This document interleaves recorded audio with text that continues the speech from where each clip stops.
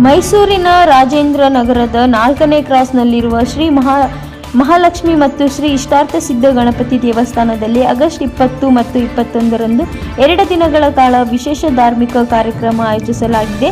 ಪರಮ ಪೂಜ್ಯ ಸ್ವಾಮೀಜಿಯವರ ದಿವ್ಯ ಸಾನ್ನಿಧ್ಯದಲ್ಲಿ ಈ ಕಾರ್ಯಕ್ರಮ ನಡೆಯಲಿದೆ. ಆಗಸ್ಟ್ 20ರಂದು ಸಂಜೆ 6 ಗಂಟೆಯಿಂದ ಗಣಪತಿ ಪೂಜೆ ವಿಧಿವಿಧಾನಗಳು ಮತ್ತು ಪೂಜಾ ಕೈಕರ್ಯಗಳಿಂದ ಚಾಲನೆ ದೊರೆಯಲಿದೆ. ಆಗಸ್ಟ್ 21ರಂದು ಬೆಳಗ್ಗೆಯಿಂದಲೇ ವಿಶೇಷ ಪೂಜೆ, ಅಭಿಷೇಕ ಸೇರಿದಂತೆ ಹಲವು ಧಾರ್ಮಿಕ ಕಾರ್ಯಕ್ರಮಗಳು ನಡೆಯಲಿವೆ. ಮಧ್ಯಾಹ್ನ ಭಕ್ತರಿಗೆ ಅನ್ನ ಸಂತರ್ಪಣೆ ವ್ಯವಸ್ಥೆ ಮಾಡಲಾಗಿದೆ ಎಂದು ಆಯೋಜಕರು ತಿಳಿಸಿದ್ದಾರೆ. ಒಟ್ಟಿನಲ್ಲಿ 2 ದಿನಗಳ ಕಾಲ ನಡೆಯುತ್ತಿರುವ ಈ ಧಾರ್ಮಿಕ ಕಾರ್ಯಕ್ರಮಕ್ಕೆ ಸಕಲ ಸಿದ್ಧತೆಗಳು ನಡೆದಿದೆ. ವರದಿ ಕಾಂತರಾಜು ಕೆ, ಪ್ರಜಾಪವರ್ ಟಿವಿ, ಮೈಸೂರು.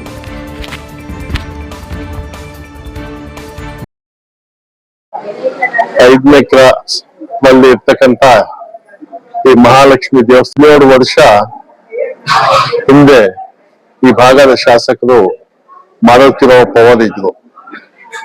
ಆಗ ಮೂಲ ಅಧ್ಯಕ್ಷರಾಗಿ ಬಸವೇಗೌಡರು ಇದ್ರು. ಆಗ ಈ ಜಾಗನ ಈ ಟ್ರಸ್ಟ್ಗೆ ಅಲಾಟ್ ಆಯ್ತು, ಶಾಸಕರು ಮಾರುತಿರಾವ್ ಪವಾರ್. ಆಗ ನಾನು ಈ ಭಾಗದ ನಗರ ಪಾಲಿಕೆ ಸದಸ್ಯರಾಗಿ ಮೇಯರ್ ಆಗಿ ಕೆಲಸ ಮಾಡ್ತಾ ಇದ್ದೆ. ಸುಮಾರು 99ರಲ್ಲಿ ಈ ಜಾಗನ ದೇವಸ್ಥಾನಕ್ಕೆ ಅಂತ ಮೂಲದಿಂದ ಕೊಟ್ಟರು. ಅವತ್ತಿಂದ ಇವತ್ತವರೆಗೆ ಈ ಮೊಹಲ್ಲಾ ನಿವಾಸಿಗಳು ಮತ್ತೆ ನಗರದ ಅನೇಕ ಮುಖಂಡರು ಸೇರಿ ಇಲ್ಲಿ ಮಹಾಲಕ್ಷ್ಮಿ ದೇವಸ್ಥಾನನ ನಿರ್ಮಾಣ ಮಾಡಿ ತುಂಬಾ ಚೆನ್ನಾಗಿ ಒಳ್ಳೆ ರೀತಿ ನೋಡ್ಕೊಂಡು ಹೋಗ್ತಾವ್ರೆ. ಇಲ್ಲಿ ಭಕ್ತಾದಿಗಳು ಬರ್ತಾರೆ, ಪೂಜೆ ಮಾಡ್ತಾರೆ. ಇವತ್ತು ವಿಶೇಷವಾಗಿ ಮಹಾಲಕ್ಷ್ಮಿ ಹಬ್ಬ ಆಚರಣೆ ನಾವೆಲ್ಲ ಸೇರಿ ಮಾಡ್ತಾ ಇದೀವಿ. ನನ್ನ ಭಾಗದಲ್ಲಿ ಏನಾಗಿದೆ ಅಂದ್ರೆ, ಈ ಕಡೆ ನೋಡಿದ್ರೆ ಮಹಾಲಕ್ಷ್ಮಿ ದೇವಸ್ಥಾನ, ಆ ಕಡೆ ನೋಡಿದ್ರೆ ಮಸೀದಿ ಪಕ್ಕದಲ್ಲಿ ಒಂದು ಚರ್ಚ್ ಮಾಡ್ಕೊಂಡವ್ರೆ.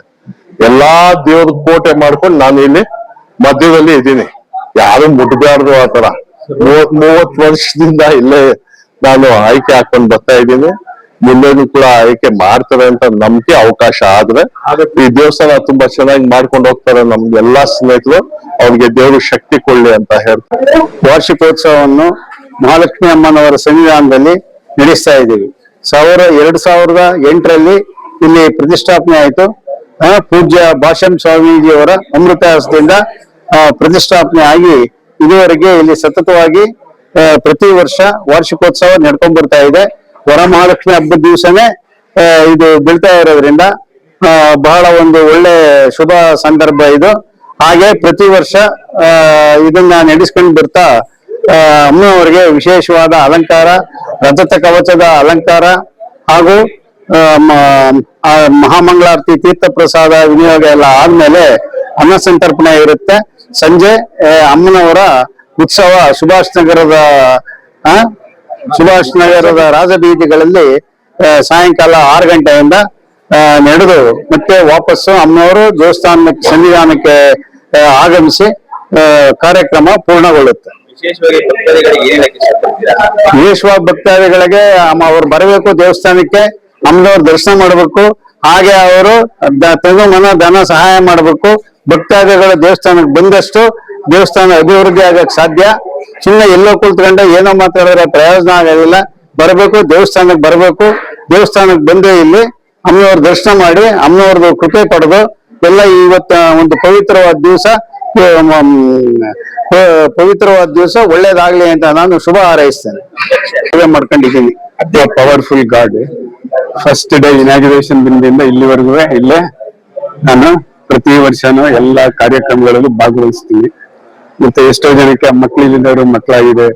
ಅದೇ ರೀತಿ ಅವರ ಅಭಿಲಾಷೆಗಳು ಏನೇನಿತ್ತು ಅದೆಲ್ಲ ಪೂರೈಸಲಾಗಿದೆ. ಆದ್ರೆ ಅದಕ್ಕೆ ನಡೆದ ಏನೇನೋ ಕಷ್ಟಗಳೆಲ್ಲ ಆಸೆಗಳು ನೆರವೇರಿದೆ.